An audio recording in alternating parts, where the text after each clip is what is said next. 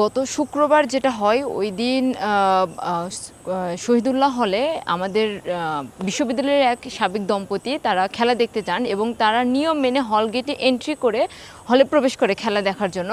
কিন্তু তাদেরকে তাদেরকে বলা হয় যে এখানে এত রাত রাতের বেলা ছিল খেলাটা, এখানে রাতের বেলা এভাবে খেলা দেখা যাবে না।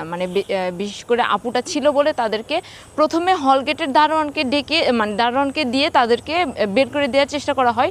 পরে যখন তারা বলে যে তারা তো ক্যাম্পাস সিটির সাবেক সিনিয়র এবং এন্ট্রি করে ঢুকছে, এটার পরবর্তীতে দেখা যায় যে ওই হলের সমাজসেবা সম্পাদক সে সরাসরি এসে নানা রকম বিব্রতকর প্রশ্ন করে এবং বিব্রতকর পরিস্থিতি তৈরি করে এবং এরই এক পর্যায়ে আপু এবং ওই ভাইয়াটা হল থেকে বের হয়ে যেতে বাধ্য হয়। শহীদুল্লাহ হলের হল সংসদের শিবির সমর্থিত প্যানেল থেকে নির্বাচিত সমাজসেবা সম্পাদক সাজু এবং তার একটি দল এসে তাদেরকে বিভিন্নভাবে মোরাল পুলিশিং করা শুরু করে, বিভিন্ন অপ্রীতিকর প্রশ্ন করা শুরু করে এবং একজন নারী হয়ে এত রাতে কেন শহীদুল্লাহ হলে খেলা দেখতে গিয়েছে এই ধরনের কথাবার্তা তুলে আসলে নারীটিকে বিভিন্নভাবে অ্যাটাকিং ওয়েতে কথা বলে হল থেকে তখন বের করে দেয়।